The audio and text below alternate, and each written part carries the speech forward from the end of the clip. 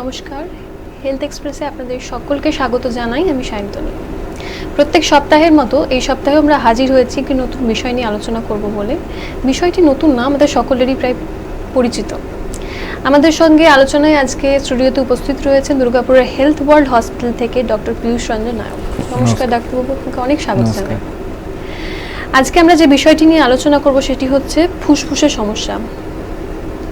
ফুসফুসের অনেক রকমই আমরা সমস্যা দেখে থাকি, বিশেষ করে ধুলোবালির কারণে আরও বেশি অসুবিধা হয়।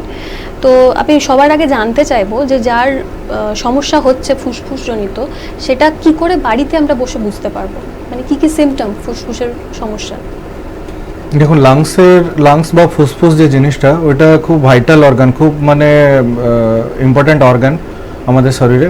আর ওর যেটা বেসিক কাজ যেটা হচ্ছে যে আমরা যে বাইরে থেকে যে অক্সিজেনটা নিচ্ছি কিংবা যে নর্মাল এয়ারটা নিচ্ছি, তার মধ্যে অক্সিজেন আছে, কার্বন ডাইঅক্সাইড আছে, অনেকগুলো জিনিস আছে। তো বডিতে অক্সিজেন সবসময় দরকার হয়।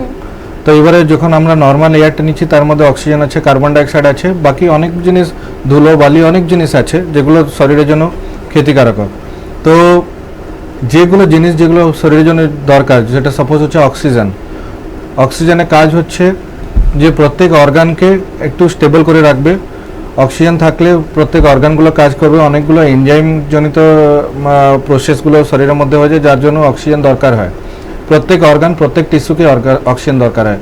লাংসের কাজ হচ্ছে যে ইমপিওর, যেটা মানে খারাপ এয়ার যেটা আছে, ওটাকে ও ফিল্টার করে আর শরীরে ব্লাডের মধ্যে অক্সিজেনটাকে নর্মালাইজ করে। এবারে অক্সিজেন যখন কমে যায় তখন অনেকগুলো সমস্যা হয়। পেশেন্টের উইকনেস থেকে শুরু করে, মাথা ঘোরা থেকে শুরু করে, ব্লাড প্রেশার ডাউন হওয়া থেকে শুরু করে অনেক জিনিসগুলো প্রবলেম ক্রিয়েট হয়। তো এইবারে আমাদের যেটা জানতে হবে কি লাংসের সমস্যা আছে কি না, তার জন্য কিছু কিছু স্পেসিফিক সিমটম বা লক্ষণ আছে যেগুলো আমরা দেখে কিংবা শুনে বুঝতে পারবো যে হ্যাঁ, আমাদের লাংসে কোনো সমস্যা হচ্ছে।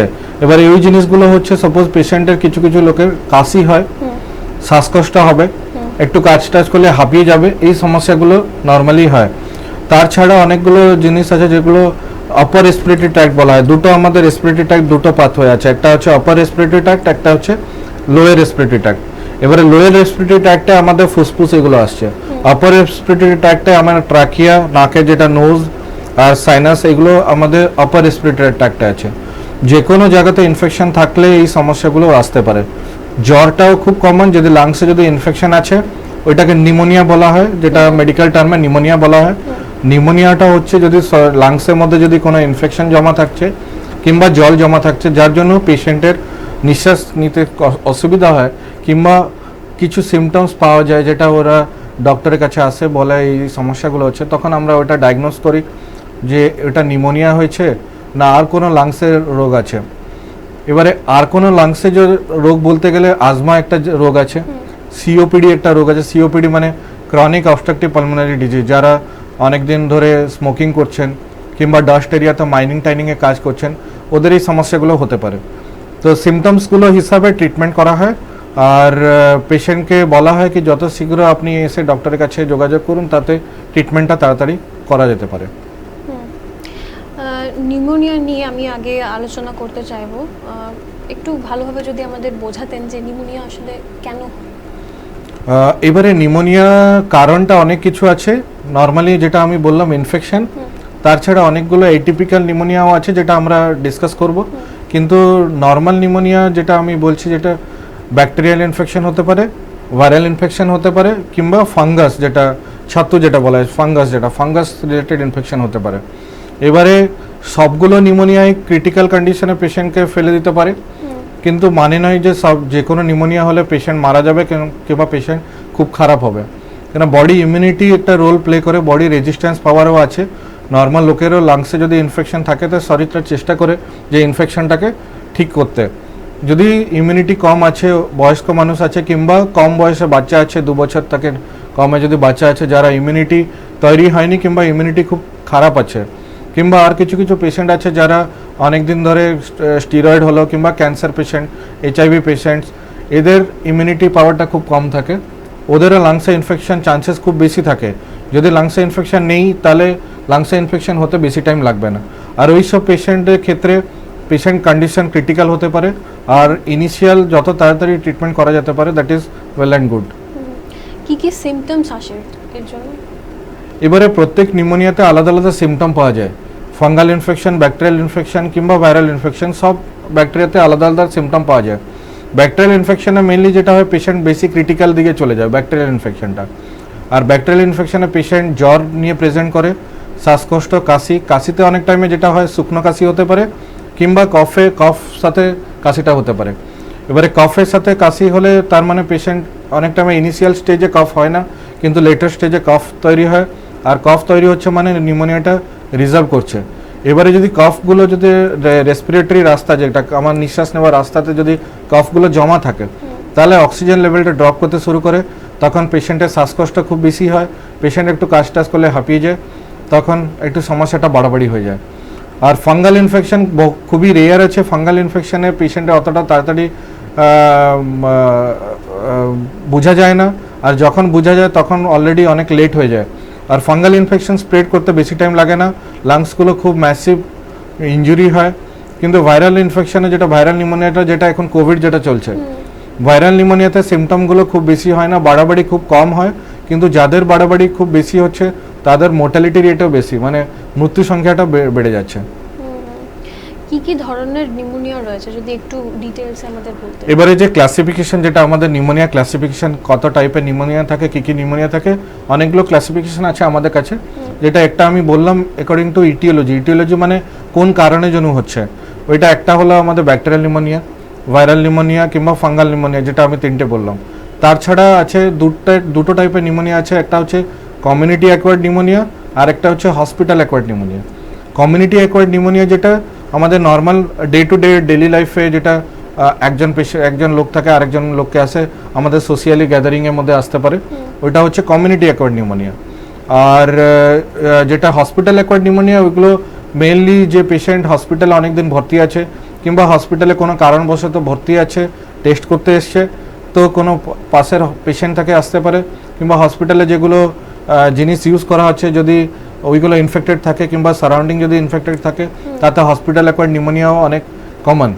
আর এবারে হসপিটাল অ্যাকোয়ার্ড নিউমোনিয়া সব পেশেন্টের ক্ষেত্রে হয় না কেন, যেটা আমি আগে বললাম, যে ইমিউনিটিটা যদি বেশি থাকে, ইমিউনিটিটা যদি ভালো থাকে শরীরের মধ্যে, তাহলে নিউমোনিয়াটা হসপিটাল অ্যাকোয়ার্ড নিউমোনিয়াটা রিস্কটা কম থাকে। এবারে যদি অলরেডি পেশেন্টের লাংসটা কিংবা ফুসফুসটা আগে থেকেই খারাপ আছে, সাপোজ পেশেন্ট বিড়ি খাচ্ছে, সিগারেট খাচ্ছে, কিংবা কোনো ফ্যাক্টরিতে কাজ করছে, যাদের সিমেন্ট ফ্যাক্টরি হোক, মাইনিং হোক, কয়লা ফ্যাক্টরিতে হোক, যদি ওর লাংসটা অলরেডি ড্যামেজ আছে কিংবা লাংসটা অলরেডি ইনজুরি আছে, লাংসের লাইনিংগুলো ভালো নেই, তো ওই সব ক্ষেত্রে হসপিটাল অ্যাকোয়ার্ড নিউমোনিয়া চান্সেসটা খুব বেশি থাকে। কোভিডের নিয়ে একটু যদি বলতেন, কোভিডের জন্য কি রকম নিউমোনিয়া হচ্ছে? কোভিডে টিপিক্যাল একটা নিউমোনিয়া হয়, যেটা আমরা বলি atypical viral pneumonia, atypical pneumonia. এবারে এটিপিক্যাল নিউমোনিয়া বিষয়ে আমি কিছুটা জিনিস বলতে চাইছি, যে এটিপিক্যাল নিউমোনিয়াটা কমন নয়, ওই জন্য ওর নামটা এটিপিক্যাল। টিপিক্যাল নিউমোনিয়া যেটা আমি বললাম, ভাইরাল নিউমোনিয়া আর ফাঙ্গাল নিউমোনিয়া, ওটা হচ্ছে typical pneumonia. Atypical pneumonia mainly mycoplasma pneumonia যেটা বলা হয়, কিংবা ভাইরাল কিছু ভাইরাল নিউমোনিয়াকে এটিপিক্যাল নিউমোনিয়া হয়। কেন ওই যে আমরা যে পিকচারগুলো পাই এটিপিক্যাল নিউমোনিয়া, ওইগুলো বাকি নিউমোনিয়া থেকে পুরোটা আলাদা। ওই জন্য আমরা এক্স রে কিংবা সিটি স্ক্যান প্লেট দেখে আমরা বলতে পারছি যে হ্যাঁ, এটা 80% 90% কনফার্ম লাগছে যে এটা কোভিড নিউমোনিয়াই হবে। কেন ওইগুলো টিপিক্যাল নয়, যেটা আর পেশেন্টের যে সিমটমগুলো খুব সমস্যা হয় না, নর্মাল একটা সর্দি খাসি হলো, কিংবা মাথাটা ধরে নিল, কিংবা একটু পেটে অস্বস্তি হলো, বুকে একটু চাপ ব্যথা হলো, শ্বাসকষ্ট হলো, এগুলো হতে পারে। কিন্তু জ্বরটা সব ক্ষেত্রে আসছে না, এটিপিক্যাল নিউমোনিয়াতে আসে না। আর কোভিড নিউমোনিয়া পেশেন্ট বেসিক্যালি যেটা প্রেজেন্ট করে, মেইনলি কাশি, সর্দি, জ্বর, শ্বাসকষ্ট। এখন আমরা অনেকগুলো কেস এখন পাচ্ছি যাদের পাতলা পায়খানা নিয়েও পেশেন্ট ভর্তি হচ্ছে। তো যদি এই টাইমে প্যান্ডামিক সিচুয়েশনে যদি কোনো পেশেন্টের জ্বর আসছে আর তার সাথে পাতলা পায়খানাও হচ্ছে, তাহলে আমরা এটা মানে আমাকে মাথায় রাখতে হবে যে এটা কোভিড নিউমোনিয়া হতে পারে। কিন্তু স্পেসিফিক লুজ মোশনটা যে কোভিড পেশেন্টের সব পেশেন্টের পাতলা পায়খানা হবে, যে সব পেশেন্টের কাশি হবে, সর্দি হবে, জ্বর হবে, এটা কোনো মানে নেই। তো এগুলো ক্লিনিক্যালি দেখতে হবে, কিছু রিপোর্টস করে টেস্ট করে দেখতে হবে, আর তারপরে আমরা কনফার্ম করব যে এটা কোভিড নিউমোনিয়া কি নয়। আচ্ছা, অনেক ক্ষেত্রে দেখা যায় যে বেশিক্ষণ এসিতে থাকার কারণে আমরা বলি যে নিউমোনিয়া হচ্ছে, এটা কি কতটা সত্যি? দেখুন এসিতে নিউমোনিয়াটা খুব রেয়ার, আর এসিতে যেটা নিউমোনিয়াটা হয় ওটা মেইনলি যে কম্প্রেসার, আমাদের এসি কম্প্রেসার থাকে ওখানে যদি অনেক দিন ধোয়া হয়নি, অনেক দিন পড়ে আছে, তারপরে ইউজ করা হচ্ছে, রেগুলার ওয়াশিং হচ্ছে না, তো তার মধ্যে ইনফেকশনটা স্প্রেড করতে পারে। এবারে অনেক লোক বলে আমরা পেশেন্ট আইসিউতে আছে কিংবা পেশেন্ট এসিতে আছে, বাড়িতে আমরা এসিতে রেখেছিলাম ওই জন্য নিউমোনিয়া হয়ে গেছে, ওটা ঠিক নয়। কেন তাহলে হলে যতজন লোক এসিতে ইউজ করছেন সবাইকে নিউমোনিয়া হয়ে যাবে। তো দিস ইজ নট ট্রু যে এসিতে সবসময় নিউমোনিয়া হবে, কিন্তু যদি যদি ইনফেকশন যদি আছে এসির মধ্যে, যদি এসি পরিষ্কার হয়নি, অনেক দিন পড়ে আছে, নোংরা হয়ে পড়ে আছে, ওর মধ্যে যে ব্যাকটেরিয়া কিংবা ভাইরাস যেগুলো জমে আছে তাতে ইনফেকশনের চান্সেস একটু আছে, বাট সবসময় এটা হয় না। এবার একটু আমি অন্য দিকে আসবো, আস্থমা নিয়ে। আচ্ছা, এটা কি বা কি কেন হয়? আজমা কিংবা আস্তমা, যেটা আমরা অনেক লোক আজমাও বলে, অনেকজন আস্তমাও বলে, তো এটা বেসিক্যালি লাংস একটা হাইপার রেসপন্সিভ রিয়াকশন, মানে লাংসের মধ্যে কিছু কিছু নিউট্রোফিল আর লিম্ফোসাইটসগুলো জমা হয়, লাংসের সিক্রেশনগুলো বেড়ে যায়। লাংসের নর্মালি আমাদের লাংসটা পুরোটা ড্রাই থাকে না কিংবা পুরোটা ভিজা থাকে না, জাস্ট একটা আমাদের লাংসের যে লাইনিংগুলো আছে ওই লাইনিংয়ের মধ্যে কিছুটা স্লাইমি লেয়ার, মিউকাস যেটা বলা হয়, ওই মিউকাসটা একটু জমা থাকে। কিন্তু যাদের আজমা আছে ওদের কি হয়, মিউকাস সিক্রেশনটা অনেক বেড়ে যায়, তখন মিউকাসটা ঠিক কোটিং মতো জমা হয়ে যায় লাংসের রাস্তাতে, আর ওইটা যখন জমা হবে তখন পেশেন্টের হাঁপানি হবে, পেশেন্টের শ্বাসকষ্ট হবে, আর পেশেন্টের একটু কাজ করলে হাঁপিয়ে যাবে। আর মেইনলি আজমা যেটা হয় অ্যালার্জির জন্য হয়। এবারে অ্যালার্জিটা অনেক কারণে, অনেক টাইপের অ্যালার্জি আছে, একটা বাড়িতে মধ্যে অ্যালার্জি জিনিস থাকতে পারে কিংবা বাইরেও অ্যালার্জি জিনিস থাকতে পারে, কিছুটা যেটা আউটডোর অ্যালার্জেন বলা হয় কিংবা ইনডোর অ্যালার্জেন। ইনডোর মানে বাড়িতে যেগুলো অ্যালার্জি জিনিসগুলো আছে। এবারে বাড়িতে সবাই জিজ্ঞেস করে বাড়িতে আমাদের কি অ্যালার্জি জিনিস আছে যেটা আমাদের আজমা করতে পারে। দেখুন সব পেশেন্টের সব বাড়িতে কিছু না কিছু অ্যালার্জেন জিনিস থাকে, কিন্তু বডি টু বডি ডিফার করে, বডি টু বডি ভেরি করে। যদি বডি মানে একটা মানুষের শরীর আর আলাদা মানুষের শরীরটা ডিফারেন্ট, তো সবার যে ক্ষেত্রে ওই অ্যালার্জিটা ওনার অসুবিধা করবে তা নয়। যদি বডিতে অলরেডি কিছুটা অ্যান্টিবডি ডেভেলপ করেছে কিংবা বডিতে অ্যালার্জি সহ্য করতে পারবে না, তখনই আজমা টেন্ডেন্সিগুলো বাড়ে। বাড়ি অ্যালার্জেন মধ্যে আমরা যেটা নর্মালি যেটা হচ্ছে হাউস মাইটস বলা হয় কিংবা হাউস ডাস্ট বলা হয়।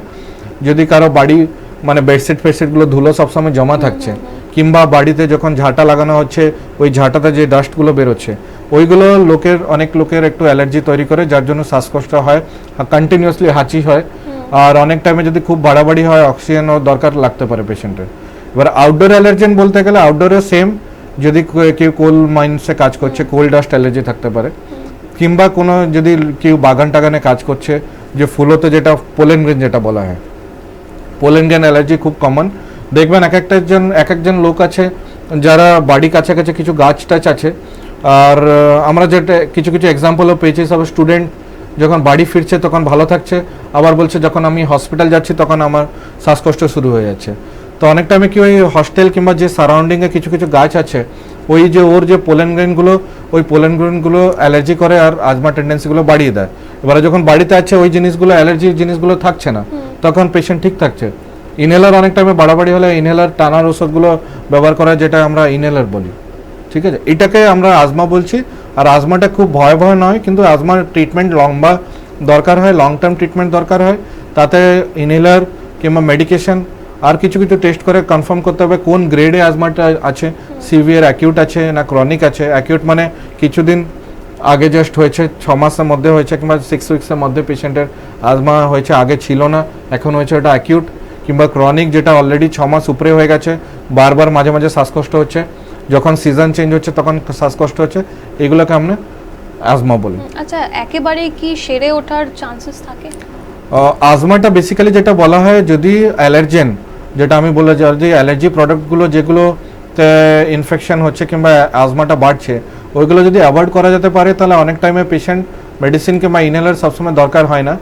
কিন্তু লং টার্ম ইনহেলার আমরা অ্যাডভাইস করি কি লং টার্ম ইনহেলার ইউজ করলে বেটার। অনেক লোকজন ভুলটা কি করেন, একটু যদি পেশেন্ট স্টেবল হয়ে যায় কিংবা একটু যদি শ্বাসকষ্ট কমে যায়, ওরা মেডিসিনগুলো বন্ধ করে দেয়, ওইটাই সব থেকে ভুল। উইদাউট ডক্টর অ্যাডভাইস, ডক্টরের পরামর্শ বিনা এই জিনিসগুলো করবেন না। আর বাড়াবাড়ি হলে তো ডেফিনেটলি ডক্টরের কাছে আসতে হবে। আর পুরোটা কমপ্লিট কিওর জেনারেলি আজমাতে হয় না, মাঝে মাঝে একটু সিজনাল চেঞ্জ হলে হালকা ফুলকা একটু হয়, ঠান্ডা লাগার জন্য হতে পারে।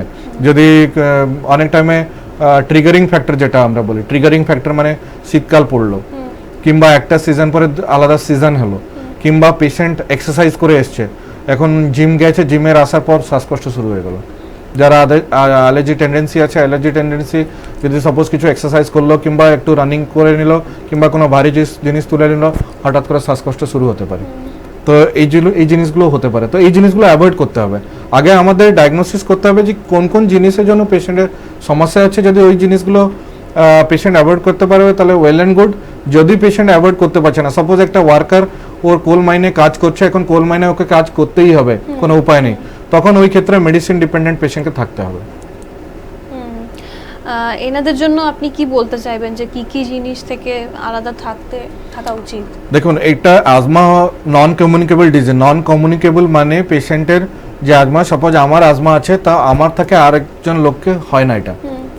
কিন্তু আজমা পেশেন্টের যেটা রিস্ক থাকে, অলরেডি লাংসে মিউকাস প্লাগগুলো জমা থাকে, শ্বাসকষ্ট হতে পারে, প্লাস সেকেন্ডারি ইনফেকশন যেটা বলা হয়, আইদার ওই ইনফেকশনটা ব্যাকটেরিয়াল ইনফেকশন, ফাঙ্গাল ইনফেকশন কিংবা ভাইরাল ইনফেকশন হতে পারে, কারণ ওদের লাংস অলরেডি কিছুটা ড্যামেজ থাকে।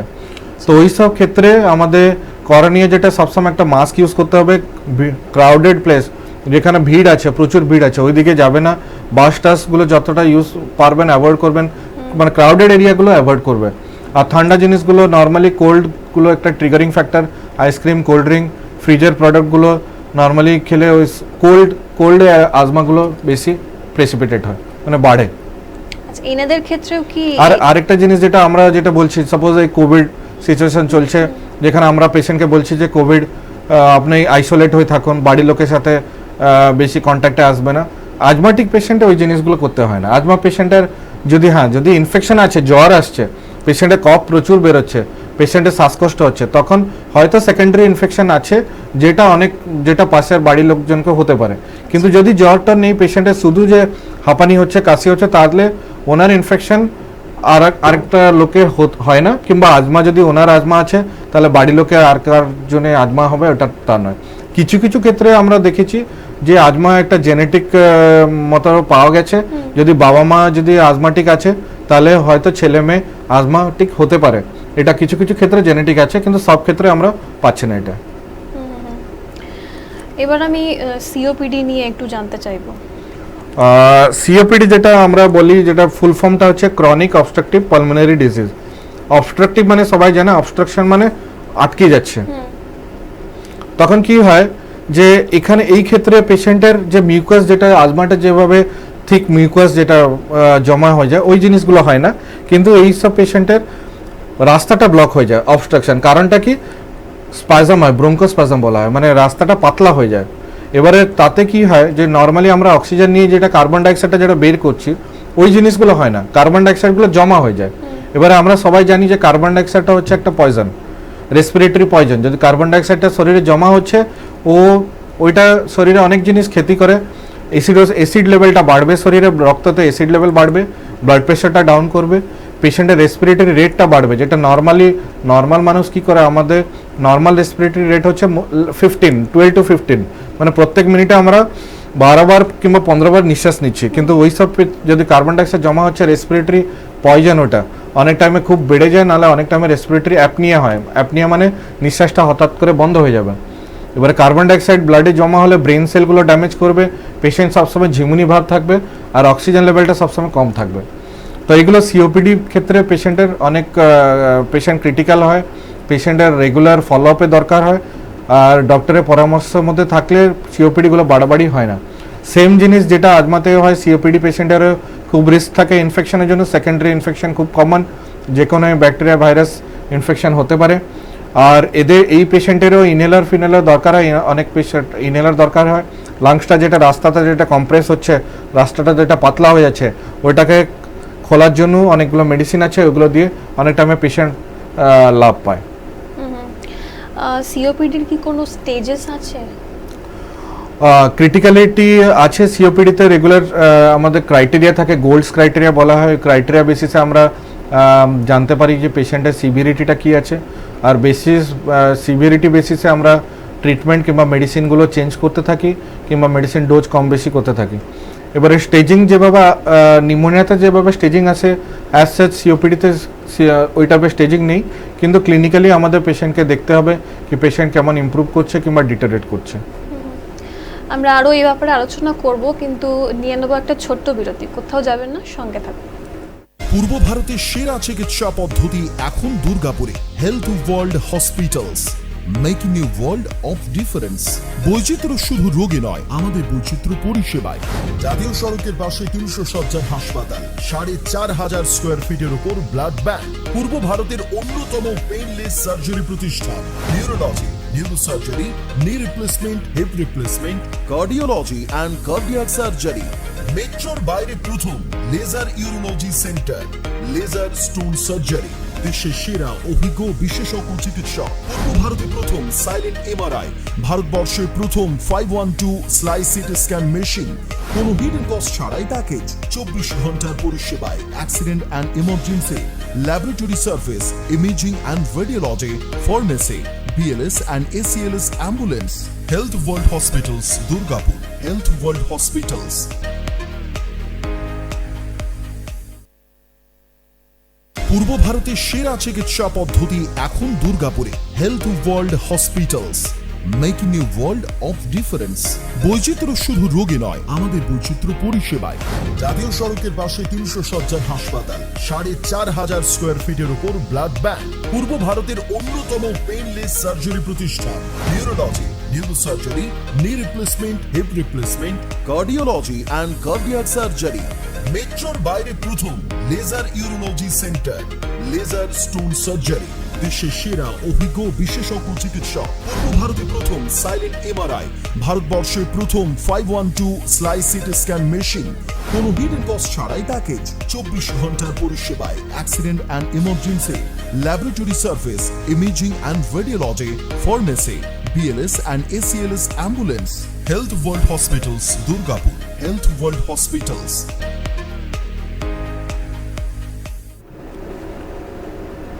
ফিরে এলাম বিরতির পর। আমরা আলোচনা করছিলাম সিওপিডি নিয়ে। এবার বড়দের ব্যাপারটা জানা গেল, এবার একটু আমি বাচ্চাদের ব্যাপারে জানতে চাইবো যে বাচ্চাদের ক্ষেত্রেও কি সিওপিডি আস্তমার একইভাবে? বাচ্চাদের ক্ষেত্রে আস্তমা হয়, যেটা আমরা খুব মিনিমাম আমরা পাই লেস দ্যান 5 ইয়ার্সে চান্সেসগুলো কম থাকে। আর সিওপিডি অলমোস্ট নীল আছে ওর, মানে বাচ্চাদের ক্ষেত্রে সিওপিডিটা বলা যায় না, ক্রনিক জিনিসগুলো এগুলো ধরা যায় না। কিন্তু আজমা খুবই কমন, আজমাটিক পেশেন্ট 1 বছরের বাচ্চাতেও পাওয়া গেছে, 2 মাস 3 মাস বাচ্চারাও পাওয়া গেছে। কিন্তু মোর দ্যান 5 ইয়ার মেনলি রিস্ক যখন বাচ্চাটা স্কুল যাচ্ছে, বাচ্চাটা স্কুলে ধুলোটুলোতে এক্সপোজ হচ্ছে, তখন এই জিনিসগুলো বাড়াবাড়ি হয়। আর না হলে এমনি ওল্ড এজ পেশেন্টে, ইয়ং মানে অ্যাডাল্টসদের ক্ষেত্রে সবাই যে কোনো এজে আজমা হতে পারে কিংবা সিওপিডি ধরা যেতে পারে। এনভায়রনমেন্টাল ফ্যাক্টর যেটা মানে প্রদূষণ, যেটা আমরা দেখছি পলিউশনটা অনেক বেড়ে গেছে। এবারে কিছু রিস্ক ফ্যাক্টর আছে। ওল্ড এজে পেশেন্ট অলরেডি ওনার কিডনি প্রবলেম আছে, ডায়াবেটিস আছে, হাইপারটেনশন আছে, কোনো হার্টের প্রবলেম আছে, যার জন্য অলরেডি লাংসের উপরে চাপ পড়ছে। তার উপরে পেশেন্ট যদি ডাস্ট এরিয়া এক্সপোজ হচ্ছে, কিংবা অনেক টাইমে আমরা অনেক পেশেন্টকে বলা থাকে কি আপনারা স্মোকিং করবেন না। যারা ওরা অনেক পেশেন্ট আসে বলে আমরা তো আগে 10টা সিগারেট খাচ্ছিলাম, এখন আমি ওইটা শুধু 1টা কিংবা 2টো করে দিচ্ছি। তা নয়, একদম স্টপ করতে হবে, একদম বন্ধ করতে হবে। আর যে আমি 1টা সিগারেট খাচ্ছি তাতে সিওপিডি হবে না তা নয়, কিন্তু কেন সিগারেটটা তো কোনো ট্যাবলেট কিংবা মেডিসিন নয় যে আমরা খেলে সিওপিডি ঠিক হয়ে যায়। ডেফিনেটলি ওটা একটা পয়জন, আর ওই জিনিসগুলো একটু অ্যাভয়েড করতে হবে।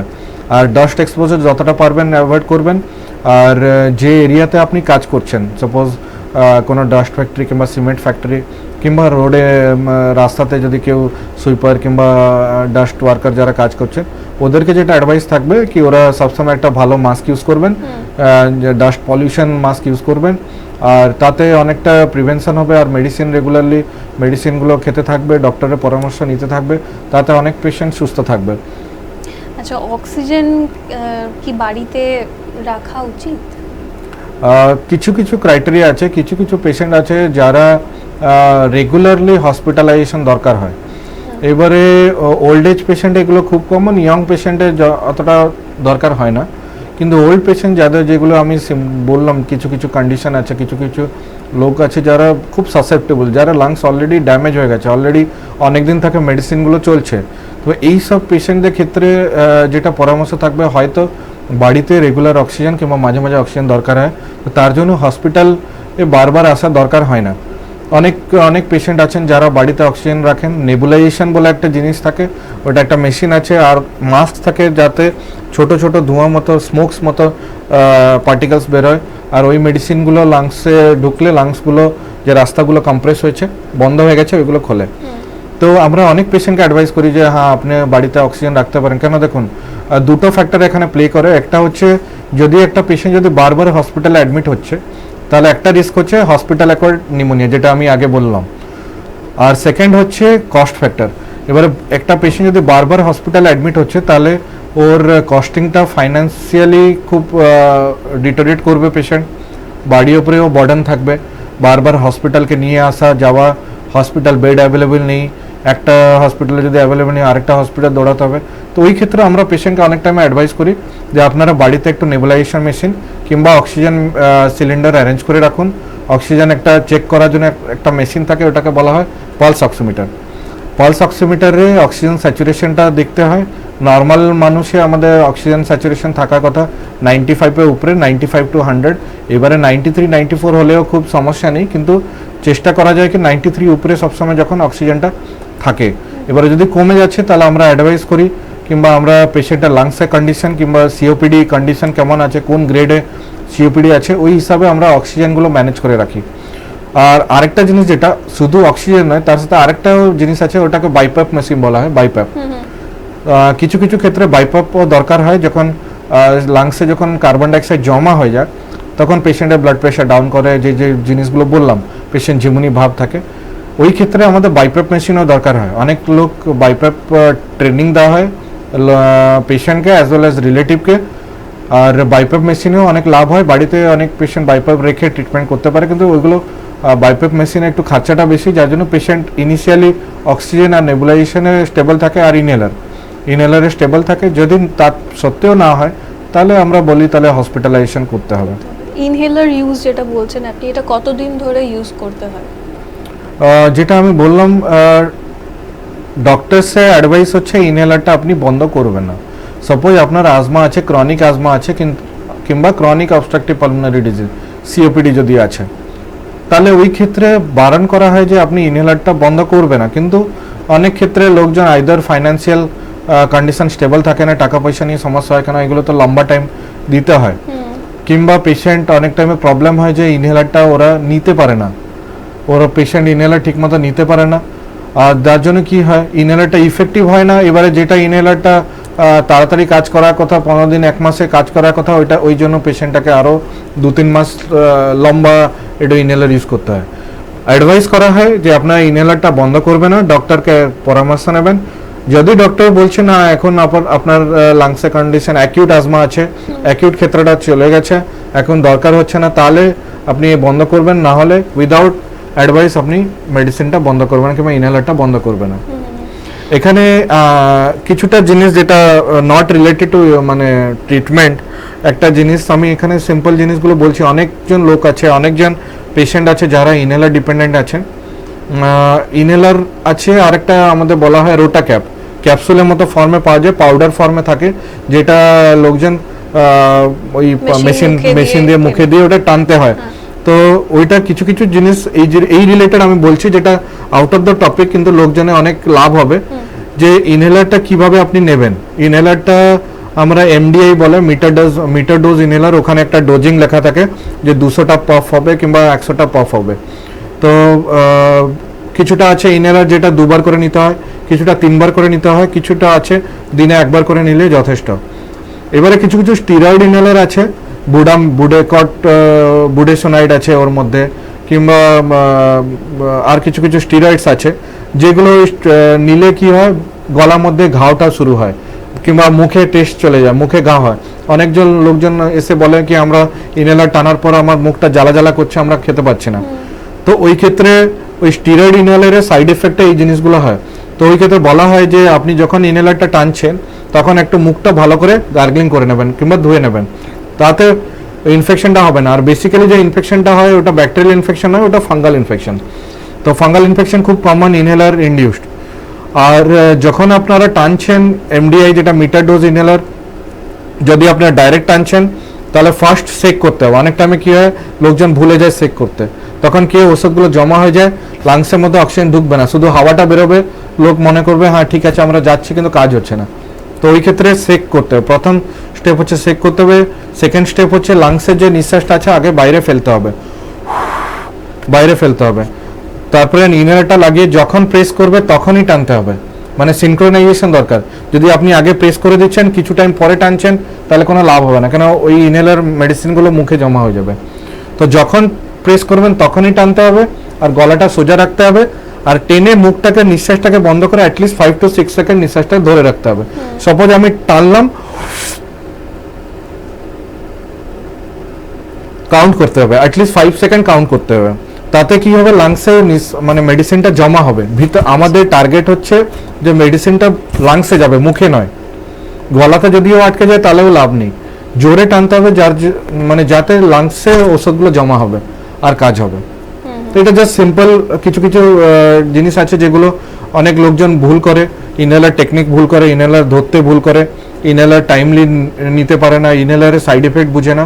তো এইগুলো আপনি যখন ডক্টর আপনাকে অ্যাডভাইস করছেন, যদি আপনারা কোনো ডাউট আছে যে আমি ইনহেলারটা কিভাবে নেব, কতদিন নেব, আর ইনহেলার নেওয়ার টাইমে আর কিছু করতে হবে কিনা, আপনি ডক্টরকে আপনি জিজ্ঞেস করুন, আপনার ডক্টর আপনাকে ডিটেলে এগুলো জিনিসগুলো বলবে।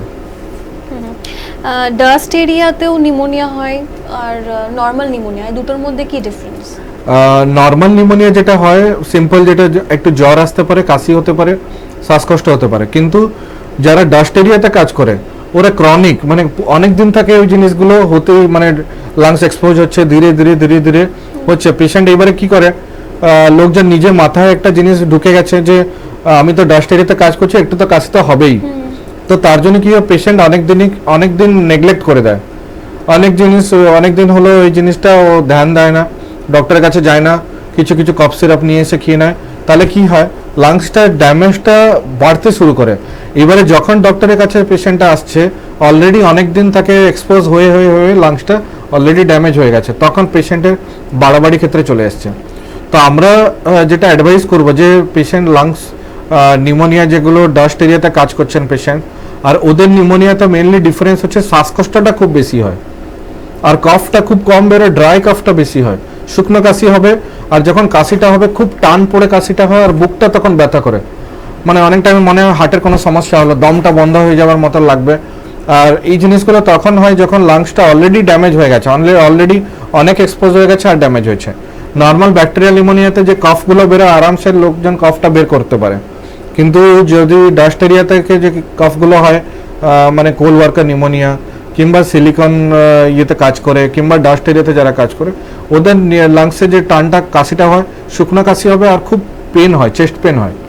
তো এইগুলো ডিফারেন্সটা জানতে হবে, কি মানে পার্থক্যটা জানতে হবে যে হ্যাঁ এটা আমরা হয়তো এখন লাংসটা আমার সমস্যা হচ্ছে। করণীয় যেটা এভরি ইয়ার্স, মানে প্রতি বছর আপনাকে একবার লাংসের টেস্টগুলো করতে হবে, আইদার একটা চেস্ট ফিজিশিয়ান কাছে গিয়ে কিংবা নর্মাল ফিজিশিয়ান কাছে গিয়ে একবার লাংস টেস্টটা করতে হবে। যদি আপনার মনে হচ্ছে আমার শ্বাসকষ্ট হচ্ছে, একটু কাজ করলে আমি হাঁপিয়ে যাচ্ছি, কিংবা শুকনো কাশি হচ্ছে, রাত্রিবেলা কাশিটা বেড়ে যাচ্ছে, পুরো গোটা রাত্রি আমি শুতে পারছি না, তখন এই জিনিসগুলো নেগলেক্ট না করে ডক্টরের কাছে আসতে হবে। নিউমোনিয়ার জন্য কি টেস্ট রয়েছে? আলাদা ভ্যারাইটি নিউমোনিয়া আছে, যেটা আমি বললাম কোন কোন ক্ষেত্রে আমরা নিউমোনিয়া সাসপেক্ট করব আর কি কি টেস্ট করব, তিনটে আলাদা আলাদা জিনিস আছে। এবারে ব্যাকটেরিয়াল নিউমোনিয়ার জন্য আলাদা টেস্ট, ফাঙ্গাল নিউমোনিয়ার জন্য আলাদা, ভাইরাল নিউমোনিয়ার জন্য আলাদা টেস্ট। বেসিক যে টেস্ট আমি শুরু করছি, যেটা বেসিক যে টেস্টগুলো বলে দিচ্ছি, যে সাপোজ এটা পেশেন্ট আসছে জ্বর, কাশি, শ্বাসকষ্ট হচ্ছে, কিংবা জোরে জোরে নিঃশ্বাস নিতে হচ্ছে, কিংবা মনে হচ্ছে আমার দমটা বন্ধ হয়ে যাচ্ছে, আমি মরে যাব, আমার মানে হঠাৎ করে মানে অন্ধকার দেখা যাচ্ছে। তো ওই ক্ষেত্রে আমরা ভাববো যে হ্যাঁ অক্সিজেনটা কমে যাচ্ছে, লাংসে অক্সিজেন ফিল্ট্রেশন হচ্ছে না, আর শরীরে অক্সিজেন লেভেলটা কমে যাচ্ছে। তো এই ক্ষেত্রে আমরা যে ব্লাড টেস্ট যেগুলো করি, আমরা একটা সিবিসি বলে একটা টেস্ট আছে, যাতে আমরা জানতে পারবো যে ইনফেকশন লেভেল কত আছে।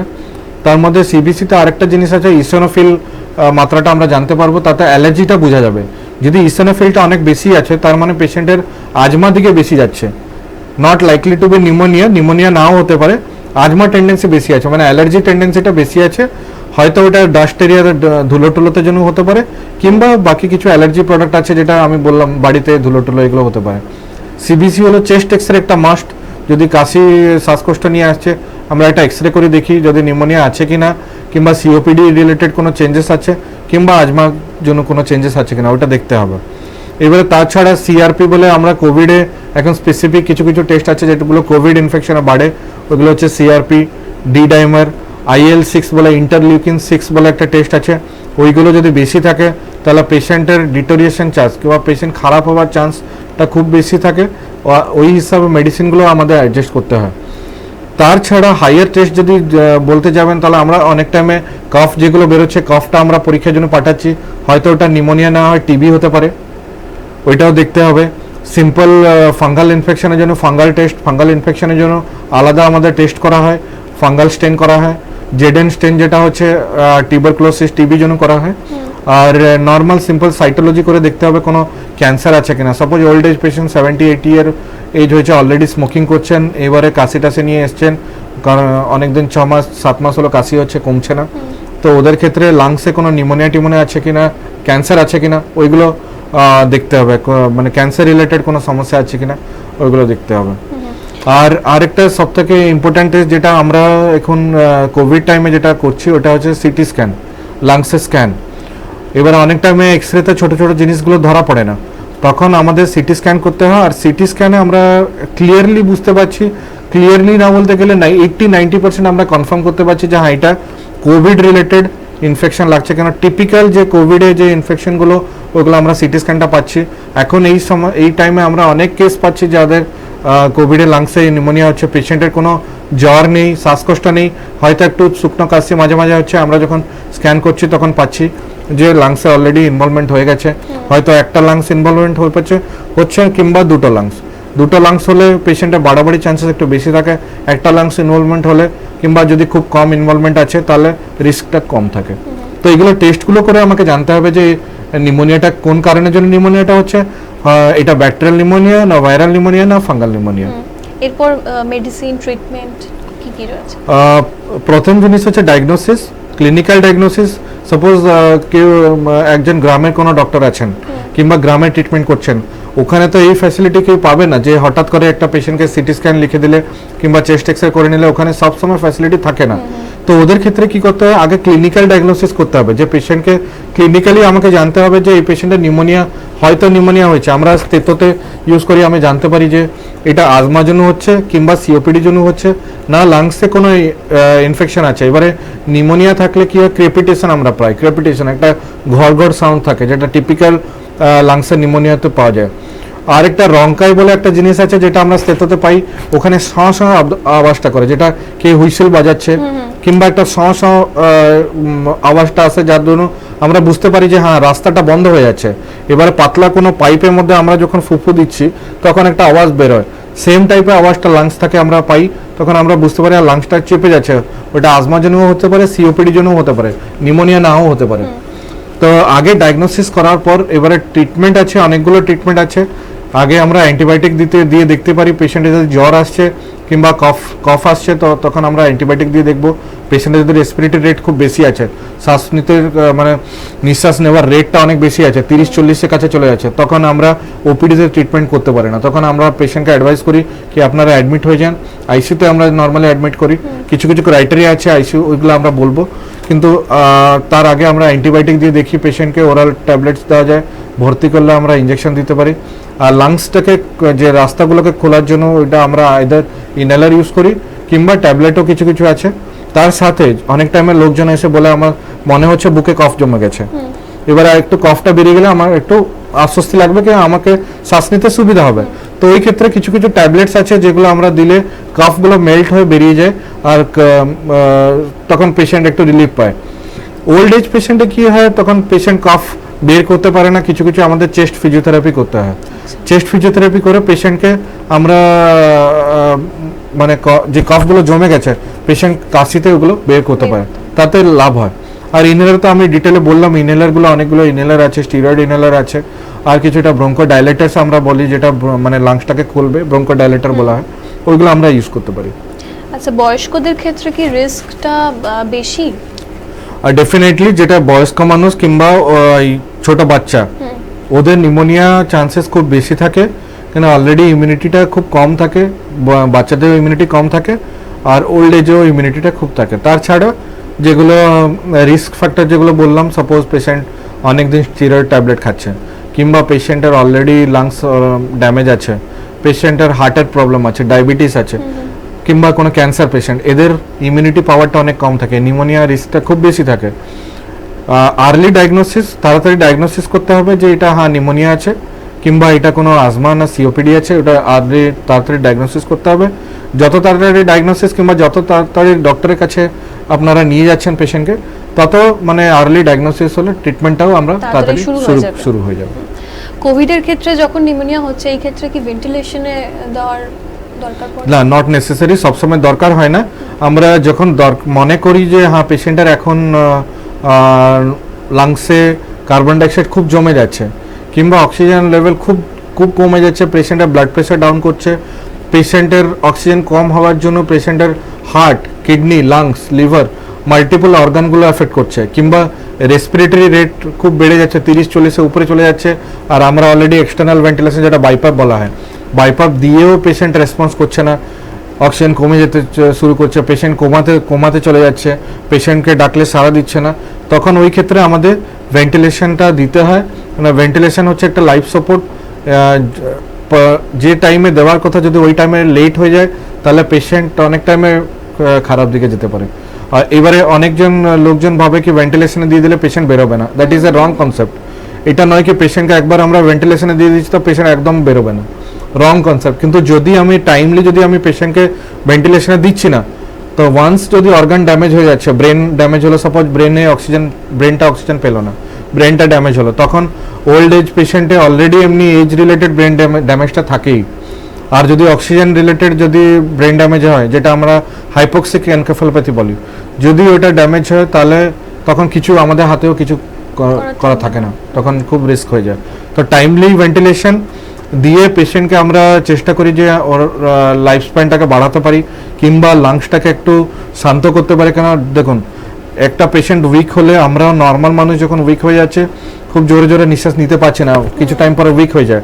তো যদি একটা লোক যদি 30-40 বার যদি নিঃশ্বাস নিচ্ছে, ডেফিনেটলি ওর মাসেলগুলো উইক হয়ে যায় আর লাংসটা কিছু টাইম পরে ফেলিয়ারে চলে যায়, যেটা আমরা রেসপিরেটরি ফেলিয়ার বলি।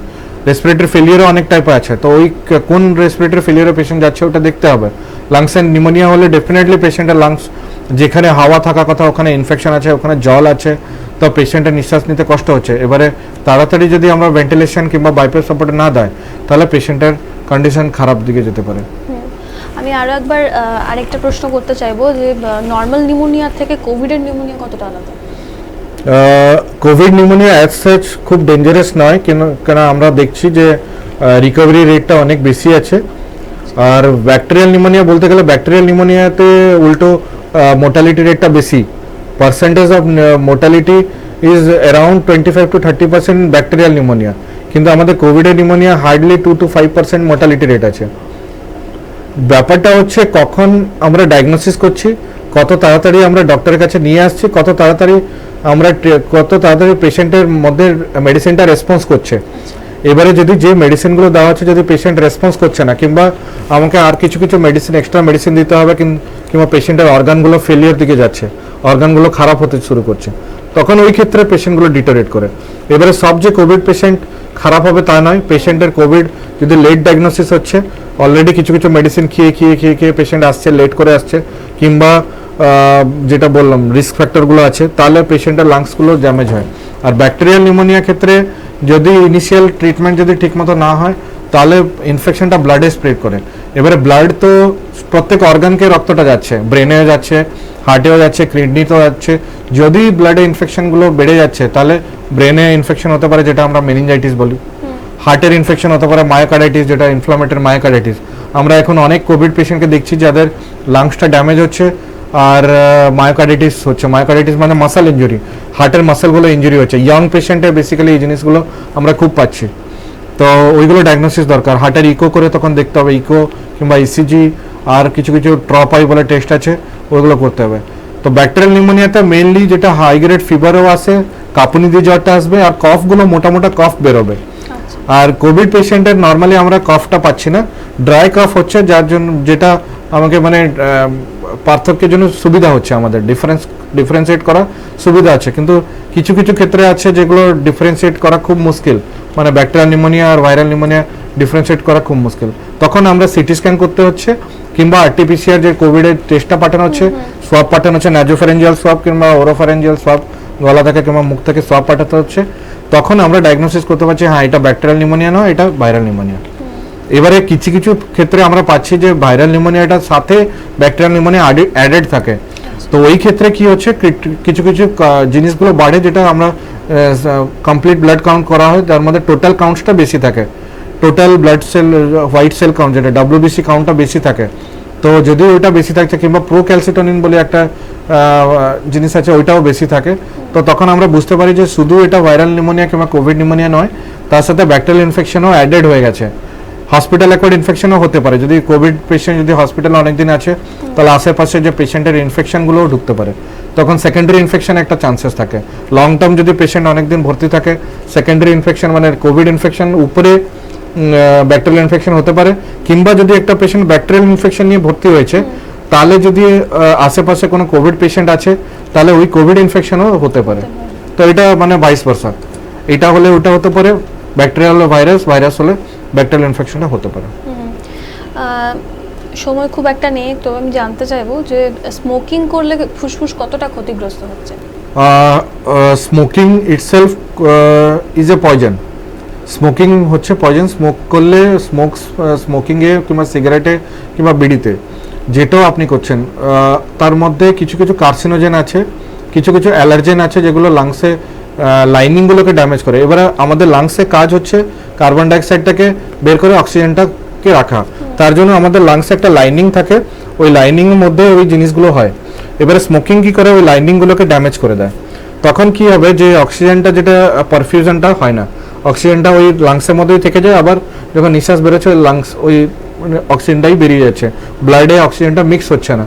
কিংবা কিছু কিছু পয়জনাস সাবস্টেন্স আছে যেগুলো অক্সিজেনটাকে হিমোগ্লোবিন সাথে বাইন্ড করতে দিচ্ছে না, বা হিমোগ্লোবিনের কাজ হচ্ছে অক্সিজেনটাকে নিয়ে সব অর্গানে অক্সিজেনটাকে দিতে। এবারে যখন স্মোকিং করছে তো হিমোগ্লোবিন আর অক্সিজেন বাইন্ডিংটা হয় না। আর কিছু কিছু যদি লং টার্মে পেশেন্ট যদি স্মোকিং করছেন, তাহলে আমরা জানি যে শুধু তো লাংসে ড্যামেজ হবে না, তাতে শরীরে অনেক জায়গাতে ক্যান্সার হতে পারে। এগুলো একটা খুব বড় রিস্ক, কিন্তু ওগুলো ক্রনিক রোগের হবে, একদিন দুদিনও হবে না। কিন্তু তার মানে নয় কি আমরা 2 দিন 5 দিন খেয়ে স্মোকিং করে বন্ধ করে দেবো। তো স্মোকিং ডেফিনেটলি সব থেকে হার্মফুল। আর যারা স্মোকিং করছেন, আমরা অ্যাডভাইস করব কি স্মোকিংটা বন্ধ করলে, যদি আপনারা অলরেডি আজমাটিক কিংবা অলরেডি আপনার লাংসের প্রবলেম আছে, শ্বাসকষ্ট হচ্ছে, কাশি হচ্ছে, তাহলে তাড়াতাড়ি স্মোকিংটা বন্ধ করুন, যাতে আপনার লাংসটা নতুন করে যদিও হচ্ছে না, কিংবা যে লাংসটা ফাংশন করছে ওইটা ড্যামেজ হবে না। আচ্ছা, সময় একেবারেই নেই, আমি লাং ক্যান্সার নিয়ে একটু অল্প সময়ের মধ্যে জানতে চাইবো। এবারে যদি অনেক মানে যদি 10 বছর 15 বছর 20 বছর ধরে একজন লোক চেন স্মোকার আছে, কিংবা বরাবর স্মোকিং করেই যাচ্ছে, কিংবা ডাস্ট এরিয়া সিমেন্ট এরিয়াতে কাজ করেই যাচ্ছে, তো ওদের লাংসে যদি বডি টেন্ডেন্সি থাকে কিংবা জেনেটিক মেকআপ চেঞ্জেস কিছু আছে, তাহলে ওদের লাংস ক্যান্সার খুব কমন। আর এবারে লাংস ক্যান্সারে ধরা পড়া মানে ডায়াগনোসিসটা খুব ডিফিকাল্ট হয়, কেন পেশেন্টের সবসময় সিমটম হয় না, কখন মাঝে মাঝে একটু শ্বাস নিতে গেলে চেস্ট পেন হতে পারে, জ্বর নাও আসতে পারে। কিন্তু যদি লাং ক্যান্সার হয়েছে, পেশেন্টের ওজনটা কমবে, পেশেন্টের খিদেটা হবে না, পেশেন্টের ওয়েট লস হবে, আর সবসময় একটু উইকনেস ভাব থাকবে, খিদেটা কমে যাবে। আর তার সাথে লাংসে যখন নিঃশ্বাস নিচ্ছে তখন একটু পেন বলবে, লাংসে জল জমা হতে পারে। তো এইসব জিনিসগুলো থাকলে একবার আইদার আমরা এক্সরে করে দেখি, যদি এক্সরেতে আমরা কোনো প্যাচ পাচ্ছি, সাদা রঙের কোনো প্যাচ পাচ্ছি, একটা জায়গাতে সার্কেল গোল গোল প্যাচ পাচ্ছি, তখন আমরা সিটি স্ক্যান কন্ট্রাস্ট দিয়ে আমরা ডায়াগনোসিস করি কি হ্যাঁ এটা ক্যান্সার আছে।